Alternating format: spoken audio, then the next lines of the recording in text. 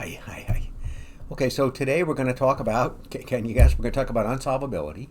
So we want to address the question of problems that cannot be solved. When we originally found that there are problems that cannot be solved by a mechanism, we did it by diagonalization. We set up a table and we went down the diagonal, and then we twisted what happened on the diagonal. We found out that there were things that aren't on the diagonal, and those did the trick. But what we want to do now is we want to produce an actual thing. We don't want to say there is a thing. We want to produce an actual thing. We want to be able to name and say, this thing you cannot do. That's kind of in the nature of this class. In this class, we like to know that there are answers, but we even more prefer to know what the answers are. That's just the nature of kind of the sort of thinking that we do in this class. So, the motivation for what we're thinking about. We have shown that there are some functions that are not mechanically computable using Cantor's theorem. So, we said that there are some functions that exist, but Cantor's theorem doesn't, in some sense, on the face of it, construct them. So in this subject, we prefer to construct things. That's who we are. We like to compute things. So what we're going to do would occur to a person. We're going to take out the proof of Cantor's theorem, and we're going to say, can you do that with a computer? Can you do that with a computer? Can you do that with a computer? And then at the end, we'll say all these things can be done with a computer. Okay, so I'll remind you how Cantor's theorem goes. So the basic idea here is that we have here all of the Turing machines. This is the function associated with Turing machine 0, the function associated with Turing machine 1, the function associated with Turing machine 2, and like that.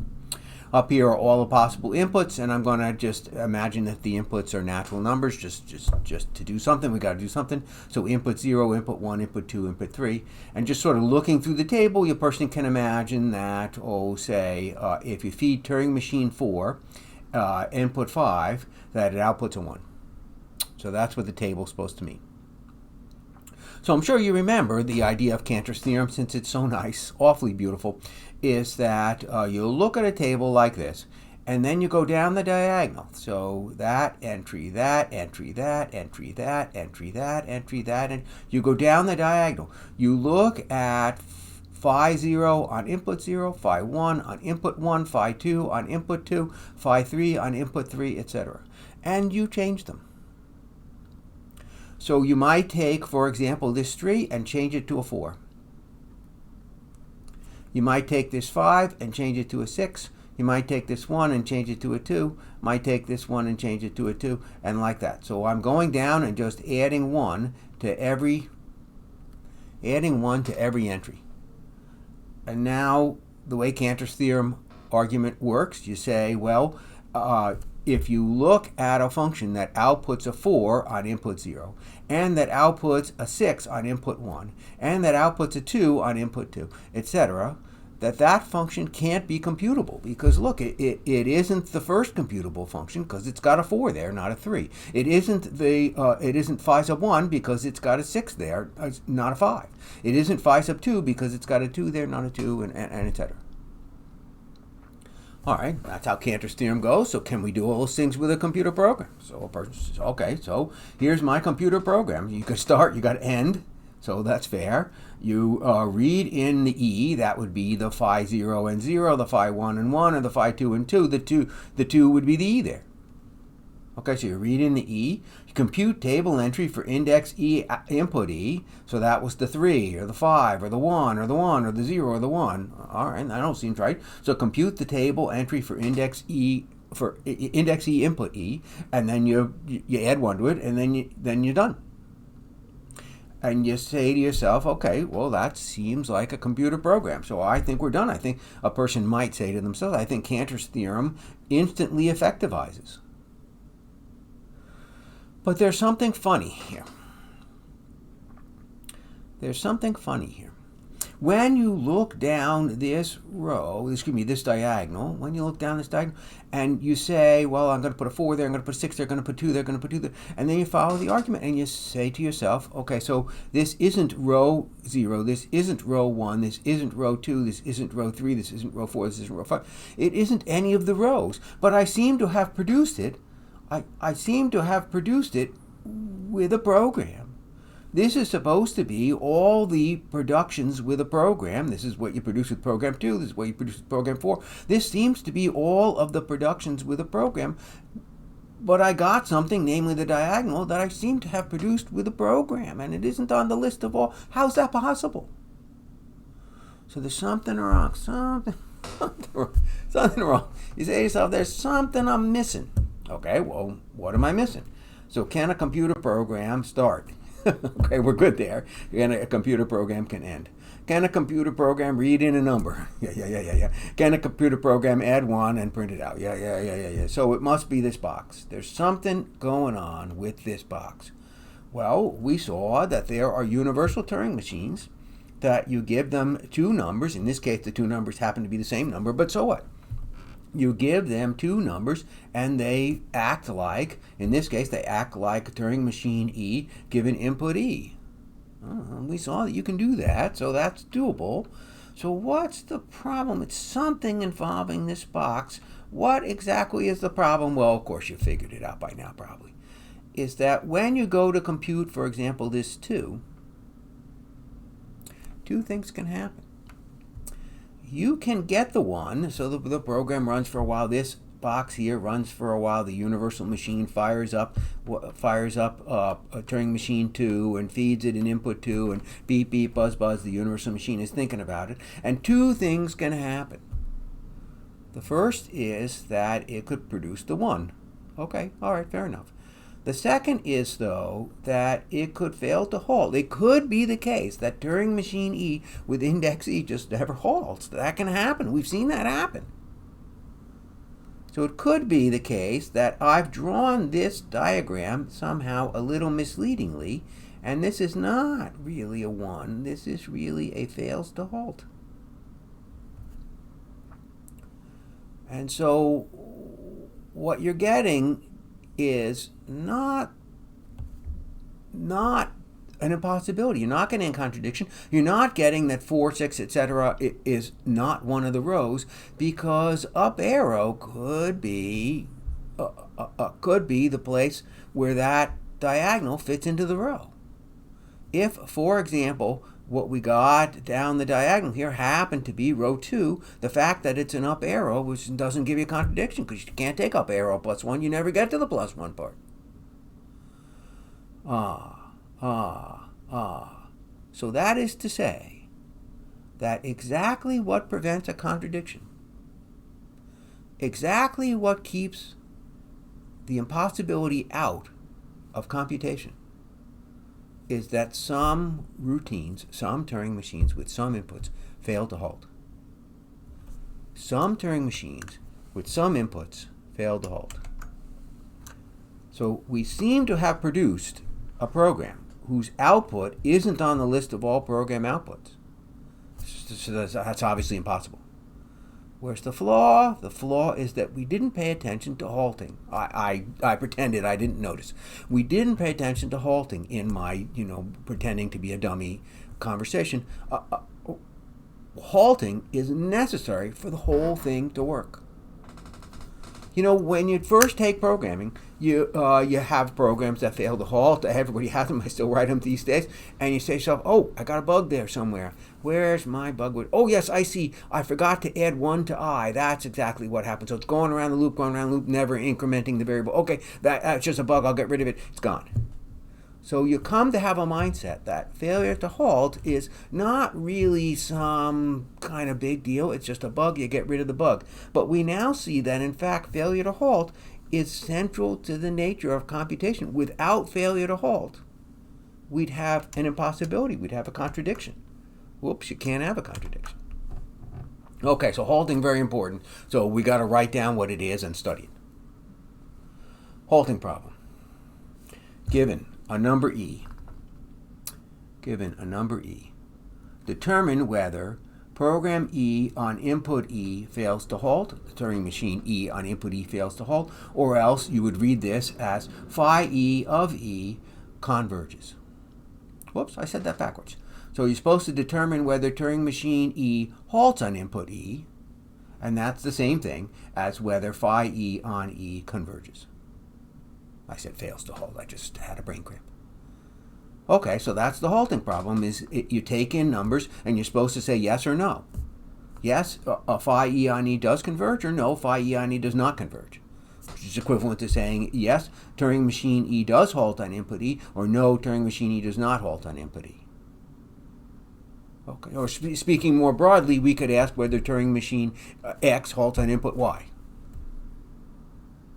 Okay. So in order to make some sense of this problem here, I wrote down what is the set of E's where you get a yes answer. This set's called capital K, and we'll only use K for that purposes throughout the rest of the course. Give me the set of numbers, E, where phi E on E converges, that is to say Turing machine E halts on input E.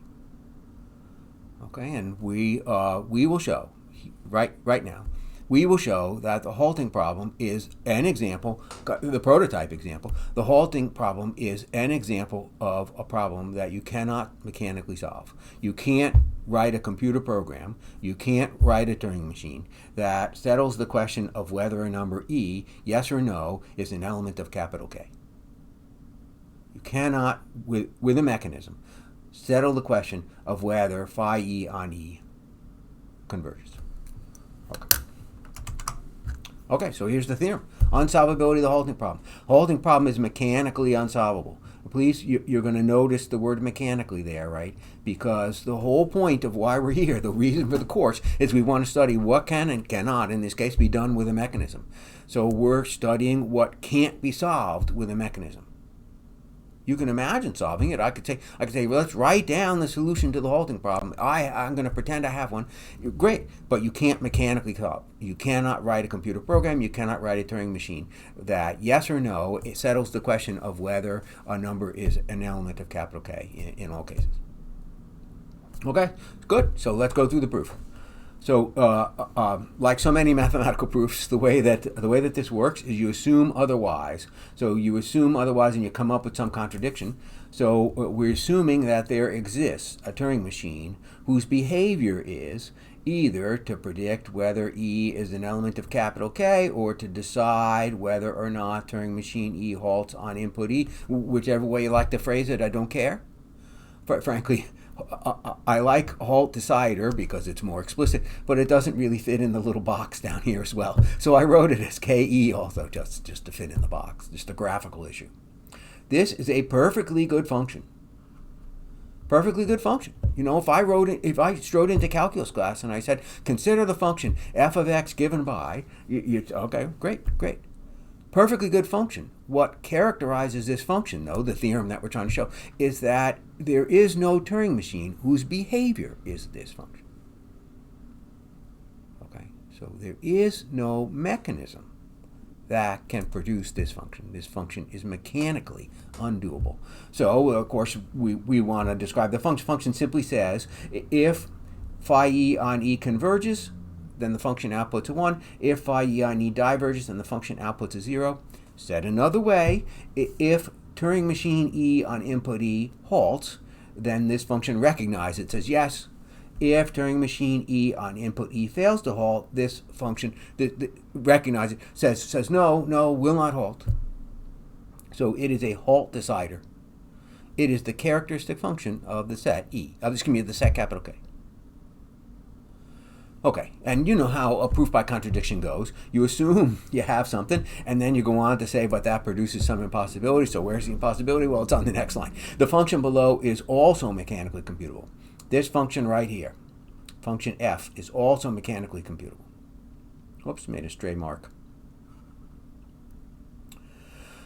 So the flowchart illustrates how f would be constructed. If you had access to this function up here, how would you construct f? All right, so let's go through it. You read in E, and then you ask yourself, is k of E equal to 0? Yes or no? We are, for the sake of contradiction, we're assuming that we have a halt decider, so we're assuming that you could do this computation. Of course, it'll prove to be impossible, but we're assuming, for the sake of contradiction, that you can. Okay? So you could answer the question yes or no. You could answer the question, does k of E produce 0? If k of E does produce 0, yes, then I want to print out some dummy output. I don't like to, for dummy output, I don't like to print 0 or 1 because sometimes 0 and 1 mean something. So I like to print some number that obviously doesn't mean anything. So in that case, I always have the machine print a 42, just 42, because, life, the universe, and all that kind of stuff. So when I mean a dummy output, I always print 42. On the other hand, if k of e is not equal to 0, if kv equals 1, then I want this routine to go into an infinite loop. So of course I can do all these things. A machine could start, I can start a machine, I can read e. I'm assuming that I can do the k calculation. I can print 42, I can end, I can write an infinite loop. I do that all the time, so clearly I can do that. So with the assumption that you can do this decision box, I get that this is a computable function, that f is a computable function. Okay, and of course that's going to be impossible. Let's see how. So just the remark up here that the output of 42 is only meant to be dummy output. I like to have some kind of, I like all functions to have input and I like all functions to have output. So in these examples, so I want to output something, I use 42 for a dummy output. Okay, now we went through the flowchart. With the assumption that you can get through that decision box, then this function is mechanically computable. So you could write a Turing machine. That Turing machine, of course, has an index, and I'll use the symbol e hat for the index of that Turing machine. Said another way, f of x is phi sub e hat of x. E is the index of the Turing machine. That's behind the flowchart on the previous slide. Okay, so now we need a contradiction. You see the little end of proof box, so it must be coming. This is like when you're reading a novel, and the hero's in trouble, but you can feel in your hand that there's only 3 pages left, so something has to happen. So you consider consider f of e hat. E hat is this index from the prior page. So, of course, f is the same thing as phi sub e hat. So you feed the machine p e hat its own index. There's nothing wrong with that. That's fine. You could feed the machine, you could take Turing machine 5500 and feed it a 5500. That's fine. But we're going to see that in this particular case, it leads to a problem. You feed Turing machine e hat its own index. Well, there's 2 possibilities. Turing machine e hat fed its own index, either diverges or fails to diverge. And let's go back to the previous slide and see what's going on. Okay, so there are 2 possibilities. If you're going to read in, whoops, where's my mouse? There it is. If you're going to read in an e hat. Okay, 2 possibilities. Well, you either go one way or the other way. So if, whoops, oh, there it is. I keep losing my mouse. So if k of e hat is 0, that is to say, if you go this way, why the machine halts. Prints a 42 just as some dummy output and halts. But k of e hat equals 0 means that machine e hat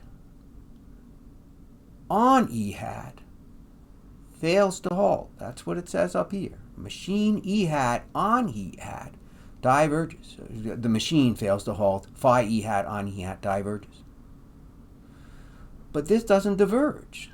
So that part's not right. It cannot be the case that with an e hat you take this branch. That can't be. There's a contradiction. Once again, what's the contradiction? Well, if k of e hat equals 0, if you take the yes branch, if k of e hat equals 0, that would mean, from the definition of what e hat is this routine.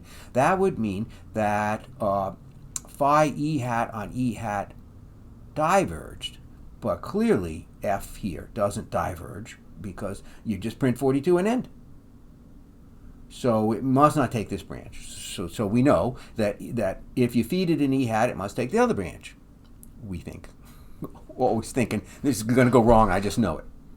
Sure enough, it does. If you read in E and it is E hat, if it's the number of this Turing machine, if you read in E and it is E hat, and you take this branch here, you go on the no branch. So that means K of E is not equal to 0. So if K of E is not equal to 0, then by definition of what's happening here, it must be the case that phi sub E hat of E hat halts. But if you're taking this branch, phi E hat phi sub e hat of e hat does not halt. So either way is bad. Either way it doesn't work. So we have, of course, we have our contradiction. Okay, so assuming that halt decider is mechanically computable, since assuming that halt decider is mechanically computable leads to a contradiction, it must be the case that it's not mechanically computable. So a recap.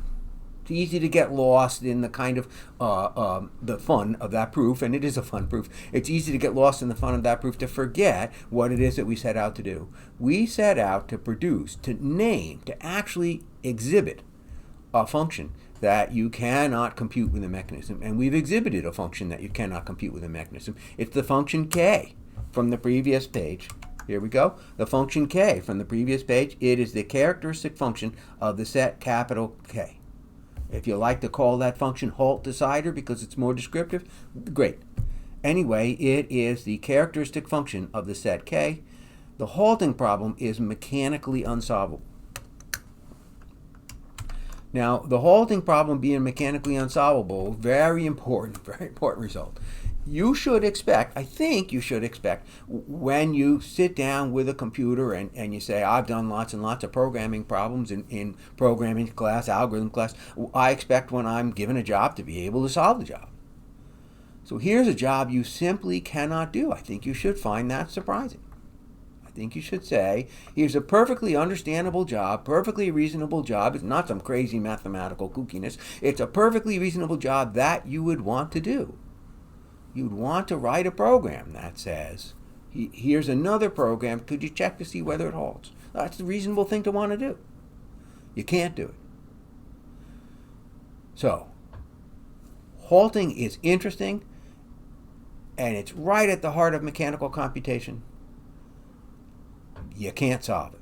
Inherent in the nature of mechanical computation, necessary to avoid contradiction, is that some computations fail to halt. We saw that. First thing we talked about. Here, unsolvable. When you say the halting problem is unsolvable, what you mean is unsolvable by a Turing machine. This is not like something where somebody says you're never going to be able to climb Mount Everest, wearing a bathing suit. I mean, you have to be warm enough. That's not what we're talking about here. We're talking about you can prove that there is no computer program, no Turing machine. There is no computer program that will solve that problem. Unsolvable means unsolvable by a Turing machine. Now, what's written down there for halt decider, just copied from the previous slide, is a perfectly good function. If this was calculus and I came in here and said, well, imagine this function, that's fine. In calculus class, you're not worried about whether something is mechanically computable. But in this class, we're worried about what's mechanically computable. That perfectly good function is not mechanically computable. There is no Turing machine that has that for an input-output behavior.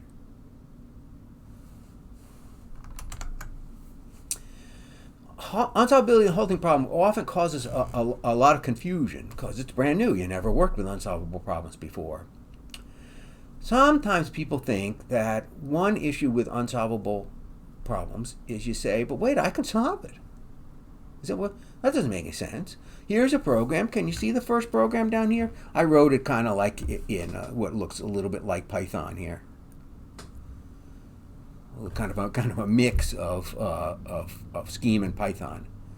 So you read your input, then you print out 0. What's wrong with that? That halts for sure, no doubt about it.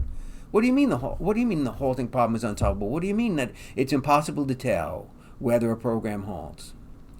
No, that's not quite right. Unsolvability of the halting problem does not mean that given a program you cannot tell if it halts. That's not what it means. Likewise, over here, look at this program right here. Unbounded growth. It just keeps adding 1 and adding 1 and adding 1. And then you read in your input, you start off the adding 1 process. Of course, what's on the left here? Of course, what's on the right here? What happened to my mouse? I lost it again. What's on the right here is not, oh, there it is, I'm way up there. What's on the right here is does not halt. Of course, so does not halt and halts. Can I write the word halt in a not embarrassing way? Halts and does not. clearly. Unsolvability of the halting problem does not mean that you cannot look at this particular program and decide yes or no. What unsolvability of the halting problem says is that there is no single program, please, the words matter, there is no single program that, for all source codes, and I'm naming the source code by its index number E, there is no single program that, for all source codes, correctly computes in a finite time whether that program, the Turing machine in the statement of the theorem, but whether that program halts on that input. There is no single program, that's going to turn out to be a key phrase, and correctly computes in a finite time, that's going to turn out to be a key phrase. So unsolvability of the halting problem says there's no single program that no matter what you give it, there are things you can give it and you can get an answer, but that no matter what you give it, correctly computes in a finite time whether Turing machine E halts on input E. I want to talk about the finite time, and I also want to talk about the single program. So again, I lost my mouse. Where the heck did the thing go? There we go. So the finite time I want to talk about. Okay, well, I can solve the halting problem. Here's my plan for solving the halting problem. I'm going to take out a universal Turing machine.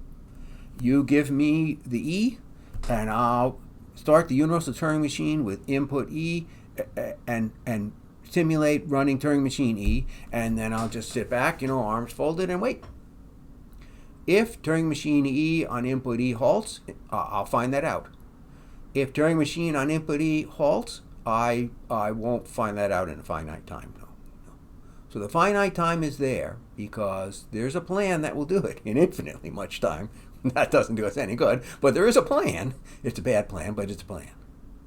Okay, so the finite time is there to take care of that case.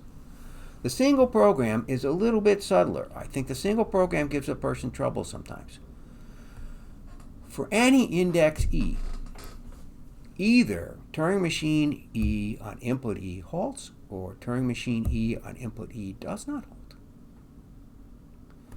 Here is a program that always prints 0. Here is a program that always prints 1. You see where I'm going with this? If I don't put in the single program qualifier, I can say, is there a program that will tell me PE does not halt on E? Yeah, this one right there.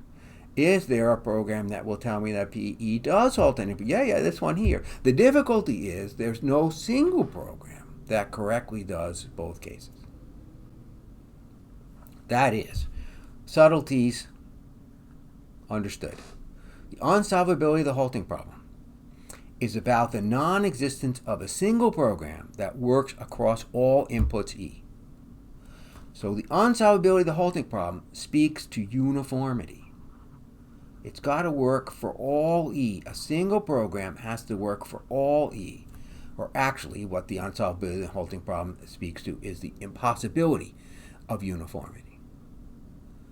So you can write programs, there's 2 of them, and one of the 2 of them is always right, but if you want a single program that always works, can't be done. Okay. So unsolvability of the halting problem is about what can be done with a mechanism, and it's about uniformity, or really the impossibility of uniformity. Okay. So far what we've done is we've named a single problem, the halting problem, and we've shown that it can't be done with a mechanism. There is no mechanism that will solve the halting problem. No mechanism where a single mechanism will solve both for the yeses and for the no cases in a finite time. That's the unsolvability of the halting problem. So there is a job that you would want to do, a very important job, and you can't do it. So can we name some other jobs? Yeah, we can name lots of other jobs, and we're going to do, in the next video, we're going to do a number of them, and we're going to do all of them by relating them back to the halting problem. So the halting problem serves 2 roles in this subject. One is that it serves as a first example of a problem you can point to, and it's very important, problem that you can point to that cannot be mechanically solved. But the other role that the halting problem serves in this subject, the other major role, is that it is a touchstone. For other problems that you want to show are unsolvable, you point them back, very often, you point them back to show that how they somehow relate to the halting problem. If you could solve this problem, then you could solve the halting problem. And here's the first one. So this is the problem of I have a particular program I, Turing machine I, and I want to know if it halts on the input 1, not input I, input 1. Can you write such a decider? And of course you can read for yourself that you can't do that. And we're just going to do that in the next video, just a question of trying to group together all the things that are related. Okay, so very good, very important discussion today, but also a very interesting, sort of exciting discussion, because it shows you something, a lot of the things that we've been talking about so far, and of course, all kind of tie together all in one place. So that's extra nice. Okay, great. See you next time.